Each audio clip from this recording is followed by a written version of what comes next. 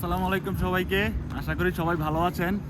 আমি এখন আছি জার্মানির আলিয়াঞ্জ অ্যারিনা স্টেডিয়ামের সামনে। এটা মূলত বুন্দেসলিগার যে ক্লাব বায়ার্ন মিউনিক, সে বায়ার্ন মিউনিকের হোম স্টেডিয়াম। তো এই স্টেডিয়ামে আজকে আমি পর্তুগাল ভার্সেস জার্মানির ইউএফএ নেশনস লিগের সেমিফাইনাল খেলাটা দেখতে আসছি। এই আলিয়াঞ্জ অ্যারিনা কিন্তু খুবই জনপ্রিয় এবং বিখ্যাত এবং খুবই সুন্দর একটা স্টেডিয়াম। আপনারা হয়তো বাইরে থেকেই দেখে বুঝতে পারতেছেন যে আসলে ভিতরে কতটা সুন্দর হইতে পারে। এবং ফুটবল ইতিহাসের অনেক হিস্ট্রি কিন্তু এই মাঠে হয়েছে।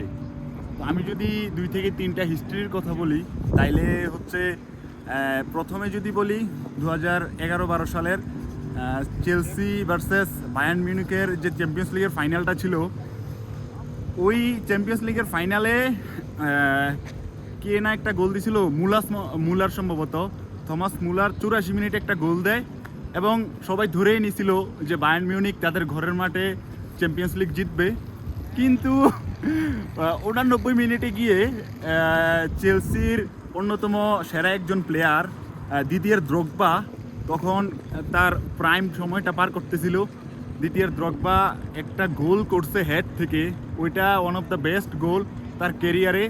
এবং সে 89 মিনিটের গোলের কারণে দ্রগবা এখনও চেলসির যে ফ্যান বেস আছে ওদের কাছে খুবই জনপ্রিয়, কারণ ওই একটা গোলের কারণে চেলসি ওই বছর চ্যাম্পিয়ন্স লিগ জিততে পারছে। যাই হোক, ওই 89 মিনিটে গোল করার পরেও তারপর খেলা অতিরিক্ত মিনিটে গড়ায়। অতিরিক্ত মিনিটে গড়ানোর পর বায়ার্ন মিউনিক আবার পেনাল্টি পায়। তো কি বলে, আয়ান রোভেন আবার পেনাল্টি নিতে গিয়ে পেনাল্টি গোল করতে পারে নাই। যে পিটার চেক আছে, ওই সময়ের খুবই বিখ্যাত একজন গোলকিপার ছিল, ওই চেক আবার 100 কত মিনিটে জানি একটা পেনাল্টি হয়, ওই পেনাল্টি সেভ করে ফেলে, তারপরে ট্রাইব্রেকারে যায় এবং শেষ ট্রাইব্রেকারের গোলটা দেয় দ্বিতীয় দ্রগবা।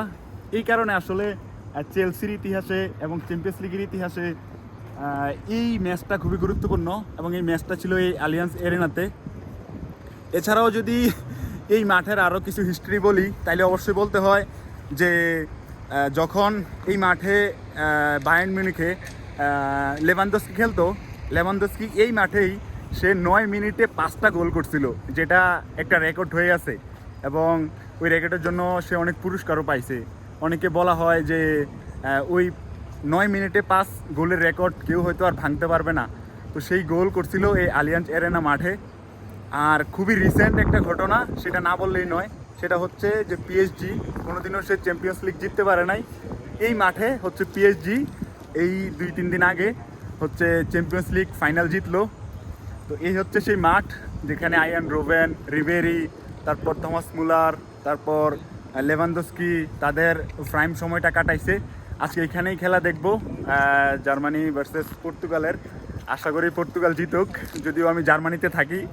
জার্মানরা যদি শুনে যে আমি জার্মানি থাকার পরেও পর্তুগাল সাপোর্ট করি, আমারে আবার বাইর করে দেয় কিনা জার্মান থেকে, যে তুমি পর্তুগাল যাও, তুমি এখানে থাকার দরকার নাই। যাই হোক, এগুলা ম্যাটার করে না যে যার দল সাপোর্ট করবে। একটু পরে ঢুকবো মাঠে, সব কিছু যদি ঠিকঠাক থাকে দেখা হবে। পর্তুগাল জিতুক, আশা করি এটাই। আর রোনালদোও তার ক্যারিয়ারের শেষ দিকে চলে আসছে, আশা করি ভালো একটা এন্ডিং হবে তার ক্যারিয়ারের। এই তো, আল্লাহ হাফেজ সবাইকে, দেখা হবে মাঠে।